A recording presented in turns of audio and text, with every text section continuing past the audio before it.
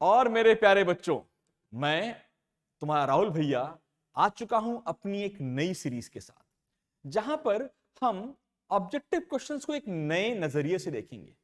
20 question है भाई साहब, 20 क्वेश्चन ऑब्जेक्टिव, और हम चाहते हैं उन 20 क्वेश्चन को मैक्सिमम 20 मिनट में कर पाए। और इसके लिए हमें आनी चाहिए बेसिक, क्या कॉन्सेप्ट लगता है क्वेश्चंस में वो आना चाहिए। और उनको समझने के लिए, उन कॉन्सेप्ट को समझाने के लिए मैंने कुछ हैंड पिक्ड ऑब्जेक्टिव क्वेश्चन रखे हैं। मैं तुझे ट्रेन करना चाहूंगा कि हर क्वेश्चन हम लेस देन 20 सेकेंड में कर पाए। कहते हैं ना भाई साहब, राहुल सर ने कहा है कि 20 सेकेंड में करना है, बट मैं अपने बच्चों को जैसे कहता हूं कि 1 मिनट एक क्वेश्चन ऑब्जेक्टिव। अगर हम 20 सेकेंड में कर पाते हैं तो जो 40 सेकेंड बचता है हम कहीं ना कहीं उसे यूज जरूर करेंगे। आओ देखते हैं पहला प्रश्न। पहला प्रश्न आपके सामने है ये, जहां पर एक सर्किट दे रखा है, एक 6 वोल्ट की बैटरी दे रखी है और 10 ओम में आपको निकालना है क्या? Current. It is a great question. आधी जनता इस क्वेश्चन को कर लेगी, नो डाउट कर लेगी, बट क्या क्वेश्चन को पढ़ना चाहिए? ऐसा नहीं भाई साहब क्वेश्चन आया पहले रेजिस्टेंस निकाल दो, अच्छा 1/20 प्लस 1/10 प्लस 1/5 कर दिया। भाई साहब करना क्यों है? करना क्यों है भाई साहब? अगर नोटिस किया जाए तो find out the current in the 10 ohm resistance की बात की जा रही है। हमने ठीक है, बाकी को क्यों देखें। 10 ओम रेजिस्टेंस की बात की जाए तो ए और B, the potential difference between A and B is always 6 volt. तो अगर मैं 10 ओम को अलग से बना लूं तो 10 ओम अंकल बोलते हैं देखो सर मेरा नाम 10 ओम है। हमने कहा ठीक है, अच्छी बात है। और मेरे अक्रॉस जो पोटेंशियल डिफरेंस है वो 6 वोल्ट का है। हमने कहा रेजिस्टेंस निकालना है, रेजिस्टेंस दे रखा है, सॉरी करंट निकालना है। तो करंट का फॉर्मूला क्या होता है? I is equal to delta V by R, 6/10, 0.6 ampere. खत्म, टाटा, लेस देन 10 सेकेंड्स। अब मुझे एक बात बता, पूछा है कहीं पर कि नेट करंट निकालो? पूछा है कहीं पर? तो क्यों निकालना है? क्वेश्चन को ध्यान से पढ़ और उस क्वेश्चन को कैसे अटेम्प्ट करना है उसको और ध्यान से समझ। याद रखना ये तरीका केवल तब लगाना जब सारे रजिस्टर्स किसमें हो? पैरेलल में। और ऑब्जेक्टिव क्वेश्चन में अगर क्वेश्चन आया तो ऐसा ही आएगा। आओ एक और क्वेश्चन देखते हैं, बढ़िया क्वेश्चन है। आओ दूसरा क्वेश्चन देखते हैं। अब ध्यान सुनना बेटा, एक कूलर है, पावर दे रखी है इसकी बेटा, कितनी दे रखी है? आओ करते हैं सॉल्व। बच्चे पावर इक्विपमेंट नंबर 1 कर देते हैं। इसकी पावर दे रखी है आपको 1500 वॉट और वोल्टेज दे रखा है 200। तो अगर मैं 1500 वॉट है और वोल्टेज दे रखा है 200, तो P is equal to V I के टर्म्स में बात की जाए तो I की वैल्यू इस बार हो गई 1500 बाय 200, 7.5 एम्पियर का करंट है इसमें, वो भी रेटेड करंट है। कितना करंट है बेटा? रेटेड। सिमिलरली अगर हम बात कर रहे हैं इक्विपमेंट नंबर 2 जिसका नाम है फैन, तो उसकी पावर है आपकी 1000 वॉट, 1000 वॉट है। पोटेंशियल आपका 220 वोल्ट के लिए डिजाइंड है। पावर का फॉर्मूला फिर से वही लगाया, इज इक्वल टू आई। इस वाले केस में क्या आया?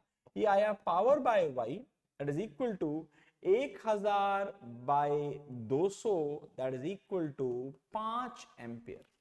तो अगर बेटा इन दोनों को हमें हाउस होल्ड सप्लाई में यूज करना है, household supply, household supply में देख बेटा यहाँ पर कई बार क्या दिमाग लगाता है बच्चा कि अच्छा पैरेलल सर्किट होगा, मैक्सिमम करंट 7.5 एम्पीयर आ रहा है। नहीं, even though it is a parallel circuit, तो करंट जो फ्यूज लगाओगे बच्चे वो नेट करंट के करस्पॉन्डिंग लगाना चाहिए। तो इसलिए the net fuse rating should be 5 ampere plus 7.5 ampere that is equal to बाबा 12.5 एम्पियर। इजी। तो इसमें कॉन्सेप्ट क्या था? कॉन्सेप्ट क्या था सर? कॉन्सेप्ट था सर P बराबर VI लगाना आना चाहिए। तो क्या रॉकेट साइंस है मेरे बच्चे। तो देख अभी क्या चल रहा है ना, अभी 10 दिन भी नहीं रह गए यार तुम लोग के साइंस के एग्जाम के लिए। काफी जल्दी ही साइंस का एग्जाम आएगा, तो चिंता मत कर बेटे। फिजिक्स केमिस्ट्री के तो PYQs कर ले और उनकी लिस्ट भी मैं अवेलेबल करा दूंगा। लेकिन उससे पहले जितने ऑब्जेक्टिव क्वेश्चन मैं कराता हूं उन्हें कर ले। हो सकता है सेम सेम टिक मारने के लिए आ जाए, बट कॉन्सेप्ट जरूर समझना। क्योंकि बताइए एक फिजिक्स है ना, फिजिक्स वो कॉन्सेप्ट की कहानी है। तो कॉन्सेप्ट की कहानी को सुनने के लिए जो कहानीकार राहुल भैया हैं वो बड़ा ठीक ठाक है। काम चल जाएगा मेरी कहानियों पे। तो पहला कहानी क्या लगी इस क्वेश्चन में लगी, सर पूरा पेपर देखना, क्वेश्चन पढ़ना ही नहीं है, पूरा रेजिस्टेंस निकालना ही नहीं है, पूरा रेजिस्टेंस निकाल के, पूरा करंट निकाल के, पूरा सॉल्व करके भी यही आंसर आएगा, तुम चाहो तो करके देख लो। या तो इस वाले क्वेश्चन में समझना है कि पावर का बड़ा स्टैंडर्ड फॉर्मूला है VI, बाकी फॉर्मूले गए चूल्हे में, पहला फॉर्मूला इंपॉर्टेंट जो है वो P बराबर VI, वो बहुत यूजफुल है। आओ, ये दो हलवा क्वेश्चन थे। आते हैं तीसरे क्वेश्चन पे। हलवा क्वेश्चन जरूर है, लेकिन हलवा क्वेश्चन को करने का तरीका इंपॉर्टेंट है। आइए, अगले क्वेश्चन में बोला है बेटा कि 2 ओम रेजिस्टेंस बनाना है 6 ओम से, केवल 6 ओम अवेलेबल है। अबे बहुत बकवास क्वेश्चन, जिनसे बनाना है और नेट वैल्यू छोटी है तो पैरेलल कॉम्बिनेशन ही काम करने वाला है, लेकिन कितने parallel combination can give me 2 ohm? बकवास क्वेश्चन है, एकदम बकवास क्वेश्चन है। Should not take more than 5 seconds. ध्यान दो बेटा, अगर 1 है तो 6 ओम होता है, 2 हो तो 6/2 होता है, 3 हो तो 6/3 होता है। तो obviously there are 6/3, that is 2 ohm. You require 3 such resistors. और बहुत सिंपल है बेटा, जब ना R मतलब R रजिस्टर्स को वालों को आप पैरेलल में लगाते हैं तो बेटा अगर सारे सेम है ना तो R इफेक्टिव हमेशा याद रखना कितना होता है, R/N। बस सिंपल है। R इफेक्टिव चाहिए था 2, 6/N, तो N की वैल्यू कितनी आ गई, 3। कोई रॉकेट साइंस नहीं है, इजी, एक्सट्रीमली इजी। आओ अगला प्रश्न देखते हैं। वन ऑफ दी ब्यूटीफुल प्रश्न, भयंकर मजेदार प्रश्न है, लेकिन ध्यान देना इस प्रश्न को। ये एक ऐसा प्रश्न है जो बोर्ड में आने लायक है। तो भैया बोर्ड के एग्जाम का एक मस्त प्रश्न के बारे में बात करते हैं। तो ध्यान दीजिए, 2 कंडक्टर हैं इक्वल लेंथ्स के, उनका area equal length and area है, एंड मेड ऑफ 2 मटेरियल्स, एक की रेजिस्टिविटी ρ1 है, एक की रेजिस्टिविटी ρ2 है, are connected in series to a source of potential V. The equivalent resistivity for the same area, यहां ध्यान देना, सेम एरिया लिखा हुआ है। अब सेम एरिया का मतलब क्या, थोड़ा समझते हैं। अगेन समझ लो, अगली बार ये 30 सेकंड के अंदर हो जाएगा। अब देखो, मतलब एक कंडक्टर है बेटा, इसका एरिया मान लेते हैं A है और लेंथ L है और इसकी रेजिस्टिविटी ρ1 है, और एक और कनेक्टर बाद में लगा दिया गया, इसकी लेंथ L है, एरिया A है और रेजिस्टिविटी ρ2 है।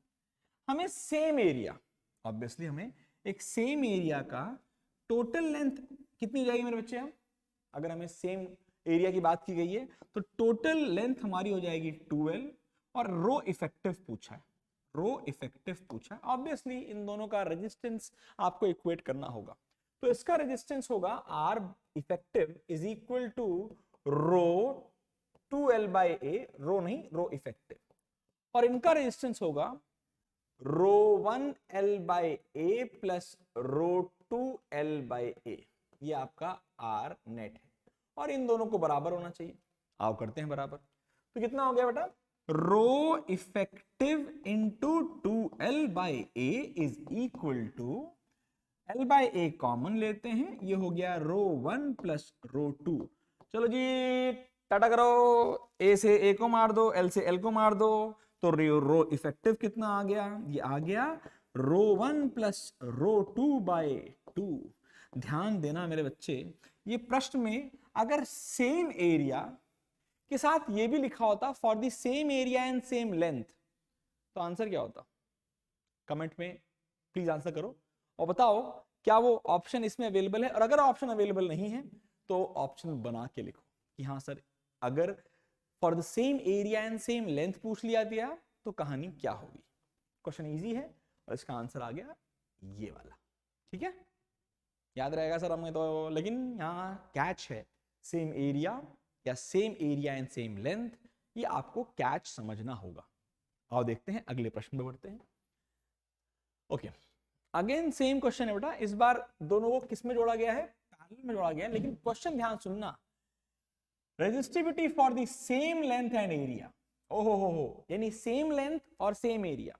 तो अगर मैं R इफेक्टिव की बात करूं तो it is equal to 1/R1 plus 1/R2, और ध्यान देना ये हो जाएगा रो एल रो इफेक्टिव है, रो एल बाय ए, तो ए हो गया ऊपर, एरिया सेम है, लेंथ सेम है, इसलिए एल बाय ए रखना पड़ रहा है। दैट इज इक्वल टू, यहां पर हो गया ए बाय रो 1 एल प्लस ए बाय रो 2 एल। कौन कॉमन है sir? A by L common है, और अगर एक बाय एल कॉमन है तो ये बच गया 1 बाय रो 1 प्लस 1 बाय रो 2।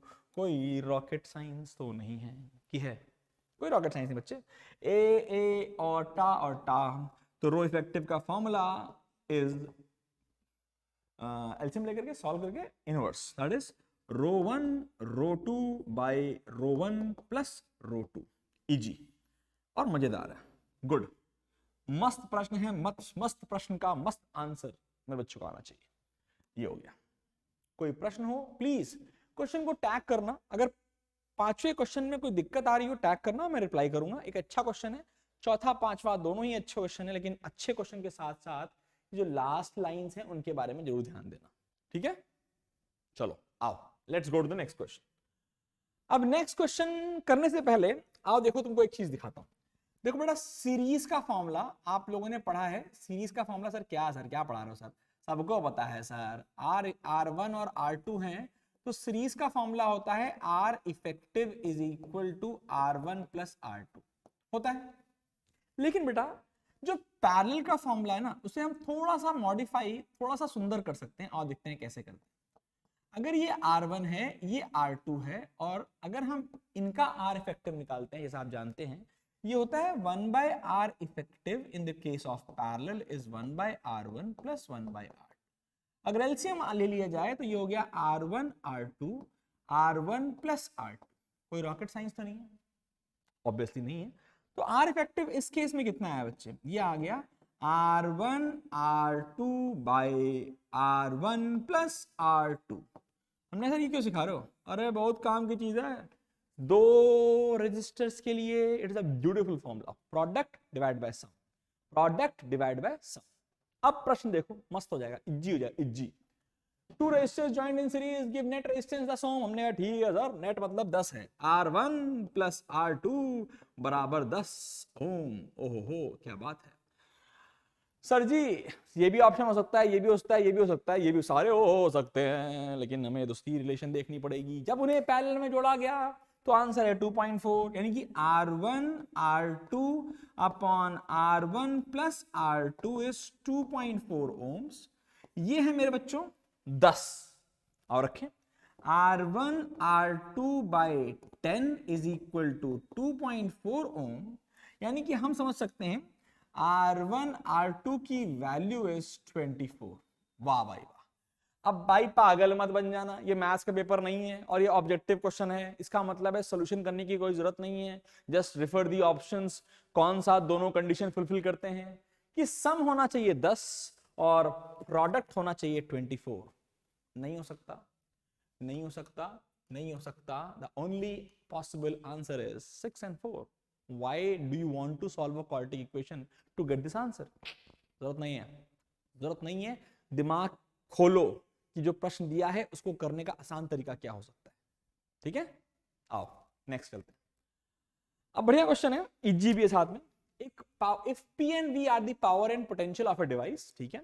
डिवाइस का मतलब बेटा उसकी रेटिंग ये है। If then the power used with a supply of V1, तो हमने कहा भाई P और V इसका रेटिंग है, तो रेटिंग का मतलब होता है बेटा इस रेटिंग पे हमें रेजिस्टेंस निकालना होता है। R for rating, R for resistance. आपको दिया गया है रेटिंग P बराबर पावर, तो सॉरी P कॉमा V है, और हम जानते हैं P is equal to V square by R, R is equal to V square by P। मेरे बच्चे तुझे ये याद रखना है। सर क्या याद रखना है? मुझे ये याद रखना है कि resistance does not change for by changing the potential। भाई वो एक हार्डवेयर है। हार्डवेयर का मतलब है भाई वो लग गया, बल्ब में लग के आया है दुकान से, वो आप चेंज नहीं कर सकते, इसलिए ये वैल्यू फिक्स है, that resistance is V square by P। Now if you use it at a supply of V1, तो रेजिस्टेंस सेम है, तो पावर का फॉर्मूला क्या होता है बेटा? रेजिस्टेंस अगर सेम हो और पोटेंशियल दे रखा हो तो ये होता है V स्क्वायर बाय R। अब V कितना दे रखा है इस वाले केस में? सर V1 स्क्वायर, और R क्या निकाला आपने? v स्क्वायर बाय p, तो ये हो गया v1 square by v square गुड़े p। बोलो छी सर जी, छी क्वेश्चन है, एकदम बकवास क्वेश्चन है, एकदम ही बकवास क्वेश्चन। ठीक है बच्चों, तो यार एक बात बताओ, मतलब इतने सारे क्वेश्चंस तुम्हें होता टाइम लग रहा हो, लेकिन घड़ी लगा के देखना, प्रश्नों को 30 सेकंड से ऊपर मत लेके जाना, कम से कम फिजिक्स के यार। ऑब्जेक्टिव क्वेश्चन जो भी आएंगे वो 30 सेकंड से ऊपर नहीं जरूरत होगी। 30 सेकंड में बोलता हूं, इसका मतलब ये नहीं कि भाई पैनिक हो गया, 30-31 सेकंड लग गए यार, अब कैसे होगा, तो आखिर बार 1 मिनट भी लग जाए तो कोई दिक्कत नहीं। जानता है क्यों? क्योंकि मैं कहता हूं 20 क्वेश्चन के लिए 20 मिनट, तो भैया कुछ क्वेश्चन तो 5 सेकंड में हो जाते हैं, तो वो 55 सेकंड का क्या करोगे, नाचोगे तो नहीं ना। उन 55 सेकंड्स को कहीं इन्वेस्ट करना पड़ सकता है, लेकिन 20 मिनट बहुत इंपॉर्टेंट है। और मैं इस पे एक बड़ी जल्दी ही एक लेक्चर लाने वाला हूं कि भाई 5 टिप्स क्या होनी चाहिए कि कैसे हम बोर्ड में कम से कम 95% तो लेकर के आए विद मिनिमम स्टडीज। आओ देखते हैं इसके अगले प्रश्न के बारे में। तो अगला प्रश्न क्या है? अगला प्रश्न एक जानदार शानदार प्रश्न है, और इसका आंसर ऑप्शन में तो दिया ही दिया है, और बच्चों को 100 बार सिखा रखा है मैंने, आपको भी आता होगा, बट प्लीज रिमेंबर कुछ बातें समझनी है बेटा। The temperature of a conductor is increased. Remember, when the temperature of a conductor is increased, resistance increases। किसका कॉन्सेप्ट, यहां पर इंपॉर्टेंट कॉन्सेप्ट की बात है कि टेम्परेचर बढ़ने पर कंडक्टर का, यहां पर बहुत इंपॉर्टेंट है, कंडक्टर का रेजिस्टेंस बढ़ता है। आओ देखते हैं कौन कौन सा गलत हो सकता है।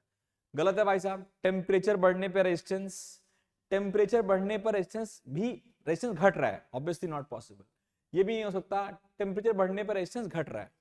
देयर आर टू कर्व्स, दोनों में से सही कर्व कौन सा, ध्यान सुनना बेटा। मैथमेटिकली अगर समझा जाए, बच्चा बोलेगा सर दोनों ही सही है, टेम्परेचर बढ़ने पर रेजिस्टेंस बढ़ रहा है, बट ये variation is not linear, linear नहीं होता। सर तो बकवास है, फिर तो आंसर पक्का है, पता है जो हमारा आंसर है। इजी भी है, और मेरे बच्चों को तुरंत आना चाहिए बोर्ड्स में। अगर ये आता है तो केवल टिक मारने का टाइम लगना चाहिए। आओ नेक्स्ट चलते हैं। हाँ तो भाई हम आ चुके हैं क्वेश्चन नंबर 9 में, और क्वेश्चन नंबर 9 में मैंने एक ऐसा कॉन्सेप्ट यूज किया है जो कि बहुत बहुत बहुत इंपॉर्टेंट है मेरे बच्चे। एक कैलकुलेशन कराई जाती है क्वांटाइजेशन ऑफ चार्ज के कॉन्सेप्ट से। याद करो, Q बराबर Ne था, पढ़ाया था मैंने कि चार्ज जो है वो हमेशा होल नंबर्स में दिया जाता है। मैं तुझे 1 इलेक्ट्रॉन दे सकता हूं, 2 दे सकता हूं, 3 दे सकता हूं, 3.5 नहीं दे सकता, 4.5 नहीं दे सकता, 4.25 तो दे ही नहीं सकता। तो हमेशा वो एक होल नंबर में जाता है। और अगर आपको याद हो तो मैंने आपसे ये कराया हुआ है बहुत पहले भी कि एक कूलम चार्ज के लिए कितना n चाहिए। It is n into 1.6 into 10 की पावर -19।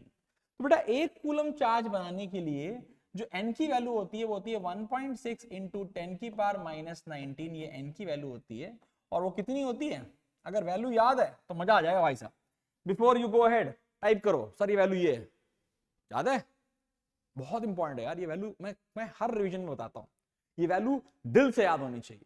जैसे कि वो वैल्यू अगर याद हो तो n की वैल्यू आती है 6.25 इंटू 10 की power 18 number of electrons are required to create 1 coulomb of charge. A very important concept, very very important, this will save your at least 2 minutes. आओ देखते हैं। लेकिन यहाँ पे 1 एम्पियर करंट इज फ्लोइंग, ठीक है, लेकिन ये 1 एम्पियर फ्लो होने का मतलब है 1 एम्पियर करंट फ्लो रहा है तो इतने इलेक्ट्रॉन्स फ्लो कर रहे हैं पर सेकेंड। कितने second? 20 many electrons flowing per second होता है ना बेटा, charge flowing per second is 1 ampere.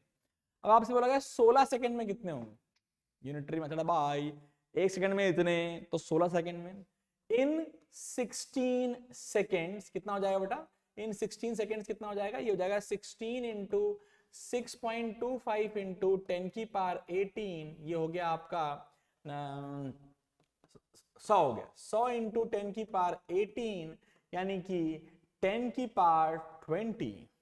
भाई साहब क्या बढ़िया क्वेश्चन है और क्या इंपॉर्टेंट कैलकुलेशन है, लेकिन इस कैलकुलेशन को तू सिंपल बना सकता है। कब? जब तुम ये ध्यान दो कि 1 एम्पियर मतलब कितने चार्ज पर सेकेंड, और वो वैल्यू कितनी है 6.25 इंटू 10 की पावर 18 इलेक्ट्रॉन्स पासिंग पर सेकेंड। 16 सेकंड में इंटू 16, खेल खत्म। आओ, the next and the last problem is in an electric circuit, and इसमें पता नहीं कंफ्यूजन क्यों रहता है यार, मत रखो कंफ्यूजन, याद रखो फ्यूज वायर की प्रॉपर्टी क्या होती है, high resistance high melting point. अबे हाई मेल्टिंग पॉइंट होगा घर जल जाएगा, घर, फ्यूज वायर नहीं जलेगा भाई साहब। तो हाई मेल्टिंग पॉइंट तो टाटा हो गया, खत्म, सही है ना। अबे हाई मेल्टिंग पॉइंट का मतलब है फ्यूज वायर तगड़ा है, बोला मैं नहीं जलूंगा तुम्हारा पूरा घर जल जाए, तो फ्यूज वायर किस काम का। Obviously it has to have a low melting point, यानी कि सी और डी में आंसर है।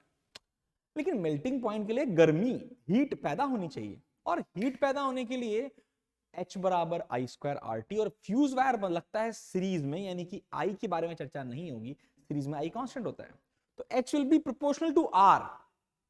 आर ज्यादा हीट ज्यादा, तभी तो मेल्ट होंगे बाबा, बहुत इंपॉर्टेंट है। यानी high melting and high resistance and low melting point. The option should have been high resistance and moderate melting point, but low melting point is the correct answer at your level. ठीक है, तो इसके साथ हम आ चुके हैं अपने इस लेक्चर के अंत पे। अब इस लेक्चर के अंत पर मैं तुझसे एक ही बात कहना चाहता हूं, केवल 10 प्रॉब्लम रखी हैं, किसकी, इलेक्ट्रिसिटी की। एक आएगी केस स्टडी बेस्ड की छोटी सी वीडियो, जिसमें हम 3 प्रॉब्लम्स या 4 प्रॉब्लम्स के बारे में डिस्कस करेंगे। मैं आपसे ये कहना चाहता हूं बेटा, इन 10 को अपने आप फिर से करना। You can always stop the, जो भी होता है यूट्यूब पे स्टॉप कर दो और क्वेश्चन को खुद सॉल्व करो। मेरा सोल्यूशन देखने से पहले, चलो तुम देख भी चुके हो तो फिर भी एक बार अटेम्प्ट करो, और मजा आएगा जब तुम खुद करोगे, और मेरा तरीका जो कई सारे क्वेश्चंस में अलग है, उसमें आपको मजेदार फील आएगा। तो बच्चे, मैं इतना ही कहना चाहता हूं, वीडियो को आगे नहीं बढ़ाते, वीडियो छोटा रखते हैं और यहीं पर अंत करते हैं। और मैं आप सबसे रिक्वेस्ट करता हूं, अगर वीडियो अच्छा लगा तो अपने दोस्तों को शेयर करो यार, नॉलेज बांटने से बढ़ती है।